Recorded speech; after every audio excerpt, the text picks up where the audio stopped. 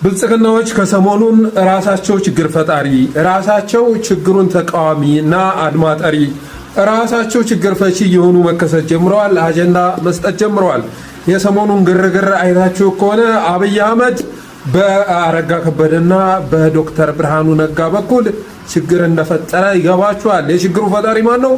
አብይ አህመድ። በእነማን በኩል? በአረጋና በብርሃኑ በኩል። የችግሩ ተቃዋሚ ማን ሆነ? አብይ አህመድ ወደ ስልጣን ያመጣቸው ሀጂ ኢብራሂምና መሰሎቻቸው ደግሞ የችግሩ ተቃዋሚ ሆነው ተከሰቱ።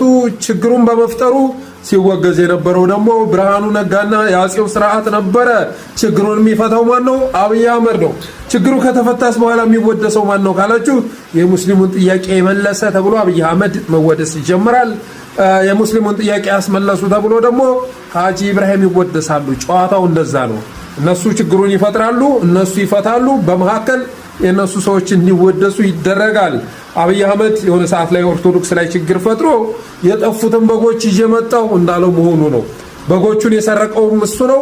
ከዛ በጎቹን ፈልጎ ደግሞ ይዞ እንደመጣ ሆኖ ራሱን ሲያቀርብ ነበር እና አሁንም ጨዋታው እዚህ ጋር የሚመሳሰል ነው። ሌላው ደግሞ ብርሃኑ ነጋ ክሬዚ ዴይ ቫላንታይን ዴይ በዩኒቨርሲቲ ካምፓስ የሚያከብሩትን እስከ 150 ሺህ ብር ለመቅጣት የሚያስችል መመሪያ ማውረዱን እየገለጸ ይገኛል። መቼም ይሄን መመሪያ ካወረደ ብርሃኑ ነጋ ራሱ አብዷል ማለት ነው። እንደ ጠቅላይ ሚኒስትራችን አብዷል ማለት ነው። ምክንያቱም አሁን እኮ በኢትዮጵያ ምድር ላይ እንደ አጠቃላይ እንደ ህዝብ እኮ እብደት ተከስቷል። እርሜ ለብልጽግና ለኦህዴድ እነሱ ለሚገረዱት አገዛዝ ይሁንና የኢትዮጵያ ህዝብ ጤናው ተቃውሶ አማኑኤል ሆስፒታል ጠቧል፣ ሞልቷል። አሁን ላይ የአእምሮ ጤና እጦት ያላጋጠመው የለም እና ይሄን የብርሃኑ ነጋን አጀንዳ ካለፍነው 7 ዓመት ተቆጠረ። በአማኑ ጊዜ ቢሆን ኖሮ እንደዚህ አይነት አጀንዳዎች መተግበራቸው ይበረታታ ነበር። አሁን ላይ ግን እንደ ህዝብ እብደት ተከስቷል። ስለዚህ የክሬዚ ዴይ ጉዳይ የሚያሳስብ አይደለም። በኢትዮጵያውያን አመቱን ሙሉ የሚያጨፋጭፍ ጥላቻ በተስፋፋበት ሰዓት ላይ ቫላንታይን ዴይ ተከበረ አልተከበረ ለኢትዮጵያውያን ርዕስ መሆን የሚችል አይደለም።